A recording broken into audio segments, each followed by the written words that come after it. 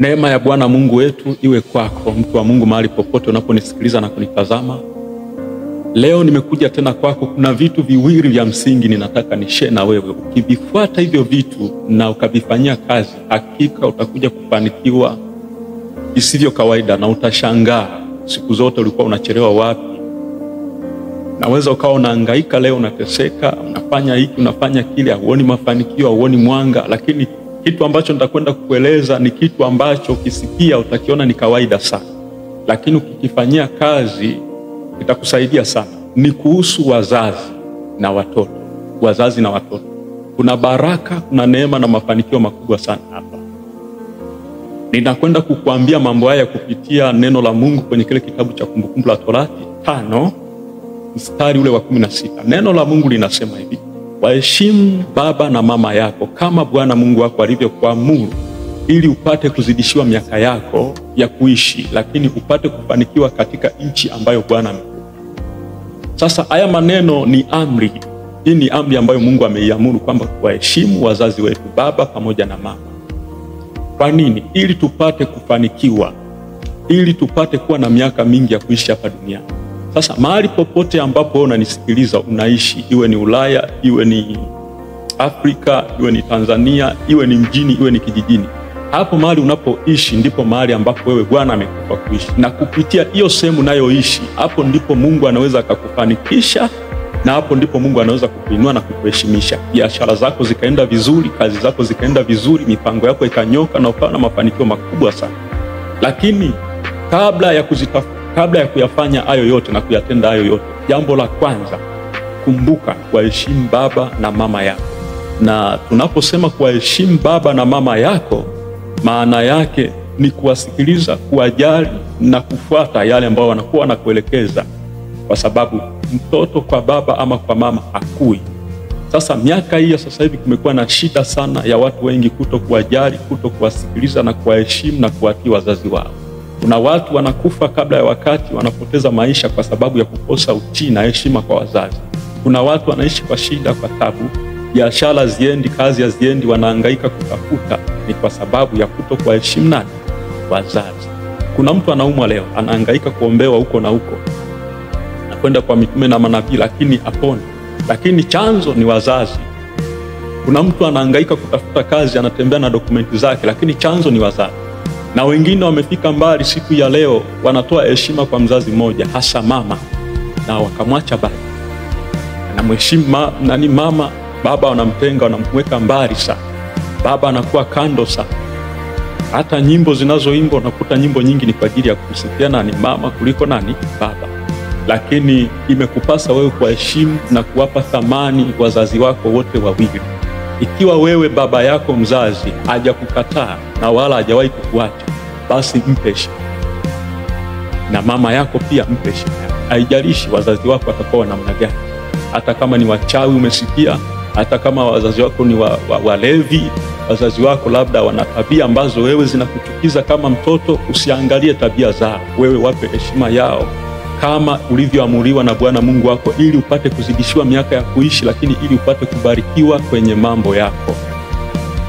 Akitoka Mungu katika nafasi yake, wanaofuata ni wazazi. Kwa hiyo wazazi wana nafasi kubwa sana ya kubariki maisha ya watoto wao, hasa baba. Katika maisha, baba ndiye anayetoa baraka kwa watoto ili waweze kufanikiwa, ili waweze kupiga hatua na kusonga mbele. Sasa bahati mbaya sana, wazazi wetu hawatoagi baraka na hawafanyagi hivyo mara nyingi, na sisi watoto hatujui kudai baraka kutoka kwa wazazi wetu. Leo ninataka kukufundisha wewe ambaye unasikiliza muda na wakati hapa, nenda ukadai baraka kutoka kwa wazazi wako. Na kuambia, ukidai baraka kutoka kwa wazazi wako leo, utaenda kuona mabadiliko na mafanikio makubwa. Ninakufundisha hili kutoka katika kile kitabu cha Mwanzo, sura ile ya 27 mstari wa 1. Ninasoma. Neno la Mungu linasema hivi: ikawa Isaka alipokuwa mzee na macho yake yamepofuka asione, akamwita Esau mwanaye kubwa, akamwita mwanangu, naye akamuitikia, mimi hapa. Akasema, tazama sasa mimi nimekuwa mzee, wala sijui siku ya kufa kwangu. Basi na kuomba, chukua mata yako yako na podo lako na upinde wako, ukaende nyikani uniwindie mawindo, ukanifanyie chakula kitamu namna ile niipendayo, ukaniletee ili nile, na roho yangu ikubariki kabla sijafa. Unasikia hayo maneno ya Isaka akimwambia mwanae Esau. Isaka alikuwa na watoto wawili, Esau pamoja na Yakobo. Sasa hapa Isaka amefikia umri wa utu uzima, uzee. Anasema sijui siku yangu ya kufa, lakini sijawabariki watoto wangu. Anamuita mtoto wake Esau, anamwambia nataka nikubariki mwanangu, nataka nikubariki kwa sababu sijui siku yangu ya kufa. Sasa nini nataka nikufundishe hapa? Jambo la kwanza nataka nikufundishe wewe uliye mtoto mwenye wazazi. Mtu yote ni mtoto, hata kama una familia bado ni mtoto kwa wazazi. Embu rudi kwa wazazi wako, kadai baraka, hasa kwa baba. Baba anabariki. Hujawahi kufanya hivyo tangu kuzaliwa kwako, toka tu nyumbani umekurupuka umeenda kuanza maisha, hujawahi kufanya hivyo. Nenda ukadai baraka kutoka kwa wazazi wako, utaenda kuona mabadiliko. Kazini mambo yatakuwa vizuri, biashara zitafanya vizuri, kazi na mipango yako utaona inabadilika kuanzia leo. Fanya hivi. Baba yako kuna kitu atakuwa anapenda, ama mama yako lazima kuna vitu anapenda. Sasa nenda ukachukue vile vitu ambavyo wazazi wako wanapenda, baba na mama yako. Wafuate popote pale walipo, acha dharau. Wafuate, kisha wafuata, wapatie. Ile furaha yao ndani ya mioyo inafanya kufungua nuru, inafanya kufungua njia zako. Na kisha baada ya hapo mwambie baba yako mzazi akubariki, akuwekee mikono katika kichwa chako, akutamkie maneno ya baraka kwa uweza na nguvu za Mungu aliye hai, Mwenyezi Mungu aliyetuumba, wala sio mizimu. Ukifanya hivyo nenda kuona mabadiliko makubwa sana. Nenda upeleke sadaka kwa wazazi wako, katoe sadaka. Tafuta zawadi, tafuta sadaka inayompendeza baba yako na mama yako, wafuate. Hata kama hapo kijijini Mpitimbi, usiangalie madhaifu yao, usiangalie umasikini walio nao, usiangalie kwa sababu hawakusoma au ulisoma, ila wazazi wako wamebeba sehemu kubwa sana ya baraka juu ya mafanikio yako katika maisha yako. Fanyia kazi hii leo, utakuja kushukuru Mungu katika haya anayokuambia. Uko mjini unahangaika unateseka, uko Ulaya unahangaika unateseka, popote pale ulipo mambo yako hayaendi vizuri, mambo yako hayafanikiwi, wazazi wako wamebeba hatima ya maisha yako kwa sehemu. Kwa hiyo tafuta kitu ambacho naweza kukibeba na kitu ambacho nahisi baba na mama yako wanapenda, wafuate. Kijijini popote walipo, sio wapigie simu, tume kwenye simu, wafuate. Alafu waambie wakubariki.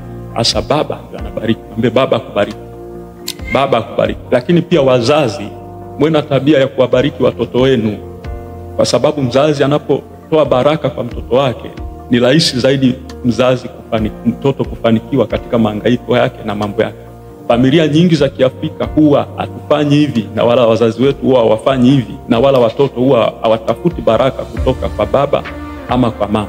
Lakini nakwambia ukiyafanya haya leo utakwenda kuona mafanikio makubwa sana. Wewe umeshatoa sadaka kwa mitume na manabii wengi sana.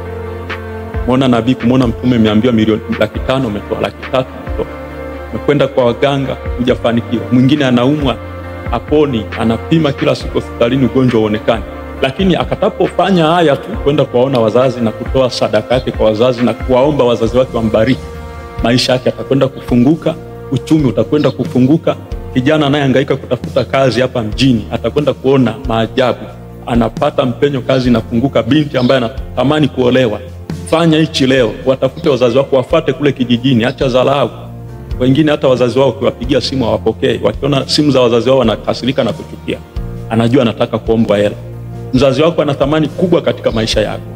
Wewe uliye na mzazi, fanya hivyo. Watu wengine hawana wazazi leo, utakuja kuyakumbuka haya maneno. Mzazi wako akifa, ndipo unapoona watu wanaenda kwenye makaburi, wanalia kwenye makaburi ya wazazi wao, juu ya makaburi, ili wapate kubarikiwa wakati mzazi akiwa ameshakufa. Na mtu akishakufa hana mahusiano tena na mtu aliye hai. Mwingine wazazi wake walikufa wangali wao wakiwa wadogo. Yule aliyekulea nasimama kwa nafasi ya mzazi wako na wajibu wa kumfuata, kumwambia akubariki. Ukapeleka sadaka yako na zawadi yako kwake, atakubariki. Unapeleka zawadi kwa wachungaji, kwa mitume na manabii, haufanikiwi. Mzazi wako ni zaidi. Fanya hivyo, kwa maana kutoka Mungu ni wazazi ama walezi waliokulea. Ukiyafanya hayo utafanikiwa. Hauna wazazi, alikulea babu bibi, bado yupo babu na bibi yako, wafuate hao, ukadai baraka zako. Ni haki yako kudai baraka kwa ajili ya kufanikiwa. Mungu akubariki. Nitaachilia link hapo chini ukitaka msaada, maombi na maombezi kwa njia ya WhatsApp, basi utanitafuta nitakupa hiyo link na namba zangu za simu. Wako ni Pastor Ben. Mungu akubariki.